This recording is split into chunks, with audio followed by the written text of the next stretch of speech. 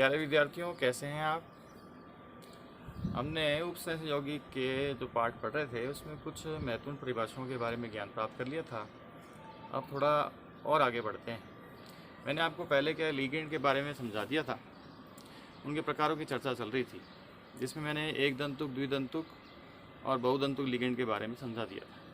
आज हम कुछ और महत्वपूर्ण परिभाषाएं पढ़ेंगे। चलिए स्टार्ट करते हैं। देखिए, आज जो एक महत्वपूर्ण परिभाषा है वो है उभय दंतुक लिगेंड। उभय दंतुक लिगेंड। उभय दंतुक जो लिगेंड होता है ना, उसमें दाता परमाणु की संख्या 2 होती है, लेकिन एक टाइम पर एक ही दाता परमाणु के रूप में कार्य करता है। जैसे हमारे पास CN है तो ये HCN है या NCS। तो इनमें क्या, जैसे मान लो ये साइनाइड है तो इसमें कार्बन और नाइट्रोजन दोनों इलेक्ट्रॉन दे सकते हैं, लेकिन एक बार में एक ही देगा। तो अगर कार्बन अपने इलेक्ट्रॉन दे रहा है, धातु से बॉन्ड बना रहा है, तो इस प्रकार से लिखा जाएगा। और मान लीजिए अगर नाइट्रोजन दान दे रहा है तो इस प्रकार से लिखा जाएगा।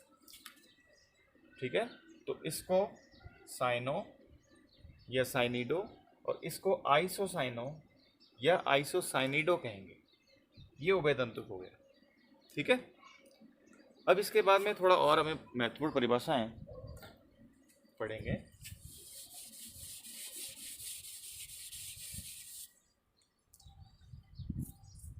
अगला टॉपिक हम पढ़ेंगे किलेटीकरण। ये भी काफ़ी बोर्ड परीक्षाओं में पूछा हुआ है, किलेटीकरण। देखिए, जब भी कोई द्विदंतुक लिगेंड हो, बहुदंतुक लिगेंड हो और वो केंद्रीय धातु परमाणु से जुड़ जाए और जुड़ करके एक वलय जैसी संरचना बना ले, तो इस संपूर्ण प्रक्रिया को किलेटीकरण कहेंगे, वलय को किलेट कहेंगे और लिगेंड किलेटिकारी कहलाएगा। जैसे मान लीजिए हमारे पास में EN है, कल बताया था आपको, एथिलीन डाइएमीन। तो अगर ये केंद्रीय धातु परमाणु से जुड़कर वलय जैसी संरचना बना लेता है तो ये जो किलेट वलय कहलाएगी। इसको खोल के बताएं तो देखो, एथिलीन डाइएमीन ऐसे लिखा जाएगा।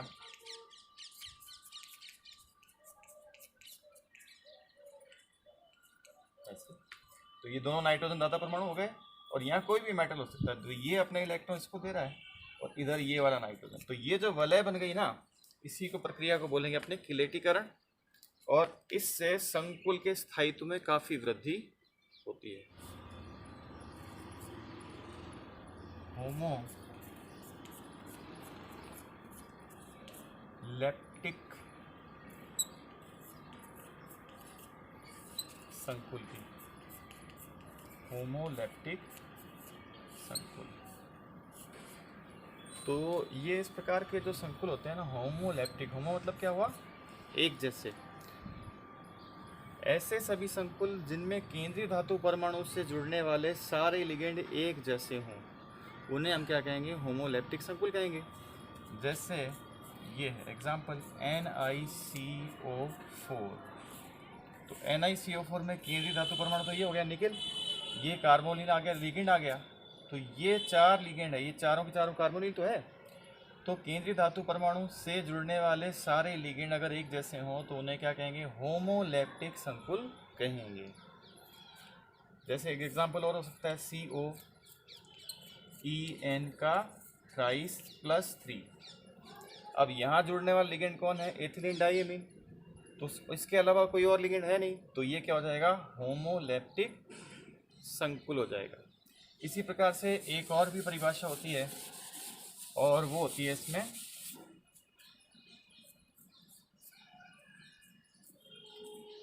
हेट्रोलैप्टिक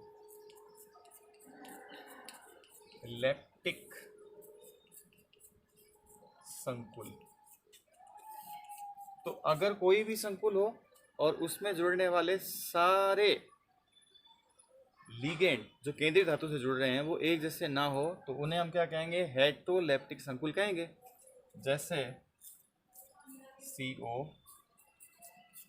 COEN का ट्वाइस Cl2 प्लस। ये काफ़ी चर्चित एग्जाम्पल है, बहुत आगे पढ़ेंगे, 2-3 बार एग्जाम में भी आया हुआ है। तो यहाँ देखिए लिगेंड कौन कौन से हैं। क्लोराइड लिगेंड है यहाँ पर, एथिलीन डाइएमीन है। तो ये दोनों क्या हो गए, अलग अलग है ना। तो जब अलग अलग हैं तो इन्हें क्या कहेंगे अपने, हेट्रोलेप्टिक संकुल। तो ये संकुल क्या होगा, हेट्रोलेप्टिक संकुल होगा, ठीक है ना। अब इसी में अगर मान लो अपने समन्वय संख्या निकालना चाहें तो समन्वय संख्या, ये कितने तंतुक लिगेंड हो गया, ये हो गया 2 तंतुक लिगेंड हो गया। संख्या कितनी है इसकी, 2 प्लस Cl कितने तंतुक लिगेंड है, 1। संख्या कितनी है इसकी, 2। तो समन्वय संख्या बराबर ये कितना आ जाएगा, 2 दूनी 4, 2 एकम 2। तो समन्वय संख्या कितनी निकल गई, 6। यानी कि ये टोटल कितने बॉन्ड बनाएगा, 6 बॉन्ड बनाएगा।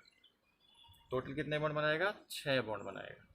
और 6 बॉन्ड बनाएगा और ज्यामिति कैसी हो जाएगी इसकी, अष्टफलकीय। अष्टफलकीय समन्वयी बहुफलक के बारे में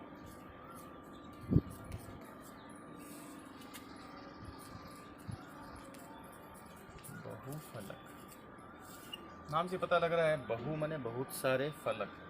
तो कोई भी जो लिगेंड है वो केंद्रीय धातु परमाणु से जुड़कर विभिन्न प्रकार की ज्यामितियाँ दिखाए, जैसे चतुष्फलकीय, वर्ग समतलीय, अष्टफलकीय। तो इन सभी को अपने क्या कहेंगे, सम्मिलित रूप से समन्वयी बहुफलक। जैसे अपने मान लीजिए कोई Ml4 प्रकार का संकुल है, तो ये इस प्रकार से M मतलब केंद्रीय धातु परमाणु और L मतलब लिगेंड, तो ये ऐसे जुड़ गया। तो यहाँ जो संरचना तैयार हो गई, ज्यामिति तैयार हो गई, इसको अपने क्या कहेंगे, चतुष्फलकीय संरचना। इसी प्रकार से ये इस प्रकार से बना लेगा, तो इसको अपने क्या कहेंगे, वर्ग समतलीय। तो ये तो हो गई अपनी चतुष्फलकीय।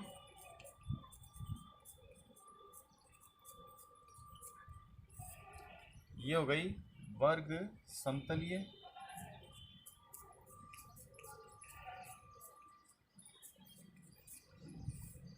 इसी प्रकार से अगर अपने देखें केंद्रीय धातु परमाणु K4 और FeCN6 में देखा था हमने, इस प्रकार से जुड़ गया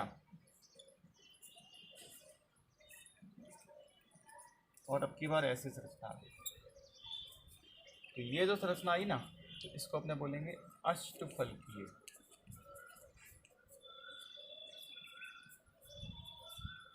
ये अष्टफलकीय हो गई।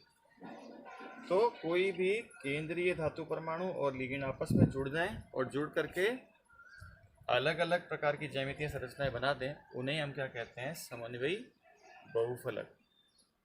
तो प्यारे बच्चों, आपके सभी प्रश्नों का स्वागत है और आप निरंतर कमेंट बॉक्स में वो प्रश्नों को लिखते रहिए।